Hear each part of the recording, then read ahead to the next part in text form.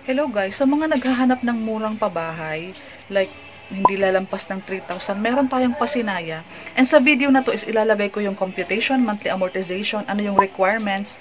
Ilalagay ko yung video kung ano yung itsura ng bahay para makita mo yung kabuuhan niya. Stay tuned, panoorin mo po. Hello, kamusta?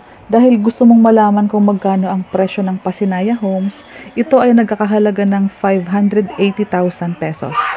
May dalawang category tayo sa interest rate. Meron tayong 3% interest rate at meron tayong 6.375 interest rate. So, paano naman to? Unahin natin ang 3% rate. Kung ikaw ay 12,000 below salary sa regions or kung ikaw ay 15,000 below salary sa NCR, pasok ka sa 3% interest rate ng Pag-ibig loan. Pero kung ikaw ay 12% above regions, tapos kung ikaw naman ay 15,000 above ang salary mo at nasa NCR ka, ikaw ay pasok na sa 6.375 interest rate. Meron po talagang pagkakaiba ang interest rate ng ating loan, lalo kung OFW tayo. And yung iba, yung mga teachers natin, mga engineers, iba talaga yung interest rate ng Pag-ibig loan kapag kumuha sila sa Pag-ibig. As early as possible, ay gusto ko na itong ma-explain sa inyo ng ganito kaaga. Maganda kasi na bago ka mag-decide, malaman mo na to.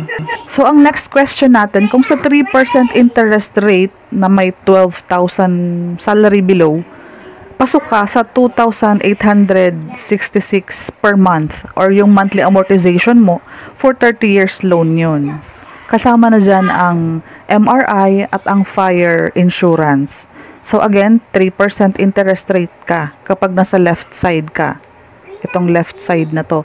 Kung nasa right side ka na, doon ka na talaga naka-line up, pasok ka sa 6.375% interest rate kung ang salary mo is ranging sa nasa right side. So ang monthly amortization mo kapag kumuha ka ng Pasinaya Homes, na in 30 years ikaw ay magkakaroon ng monthly amortization na 3,859.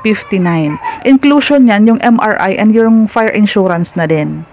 Sa mga nagtatanong kung ano tong inclusion na sinasabi, once kasi approve na yung loan mo ni Pag-ibig, ang inclusion niyan ay yung MRI and yung fire insurance. Yung MRI is yung monthly redemption insurance. Kung natatandaan nyo yung si Lloyd Cadena, di ba kumuha siya ng bahay around Cavite? And di ba nagkaroon siya ng COVID at namatay siya. In case of death, kapag namatay kasi yung principal or yung nag-loan, wala nang babayaran kahit 5 yung pamilyang naiwanan niya. So fully paid na yung bahay. Ganyan kasimple i-explain kung ano yung MRI or yung monthly redemption insurance. Ito naman pong fire insurance, kapag in the event po na magkaroon ng sunog na hindi naman po natin hinahangad, kapag nasunog po yung unit, is ipapatayo po siya ni Pag-ibig ulit. Yan po ang pagkaka-explain ng ating fire insurance. Karagdagang information, hindi naman po sinabing 30 years to pay ang loans ng housing loan natin kay Pag-ibig, is mag-aantay ka talaga ng 30 years to pay. Pag may budget na or gusto mo na siyang i-fully paid anytime, pwede naman po yun igawing short term. Kasi kapag naka-long term kasi ang loan natin sa Pag-ibig, is mas mataas po ang interest kasi ito po ay long-term loan. Pag short-term loan, mas liliit po yung interest rate.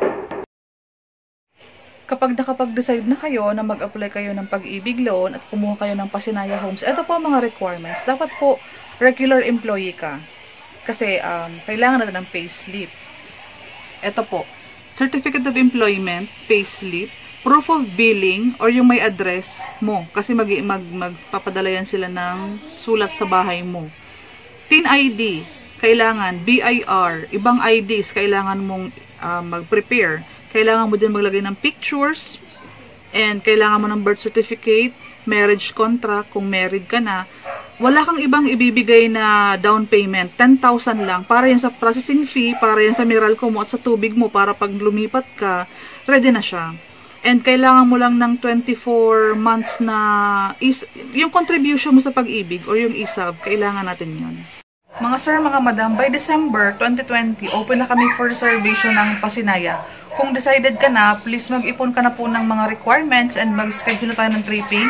Kapag nakita mo yung unit at nagustuhan mo, i-prepare na natin ha, kasi naka-line up na kasi ang mga mag-reserve around December. Dapat pumauna tayo para maganda yung mapili mong unit and location. See you!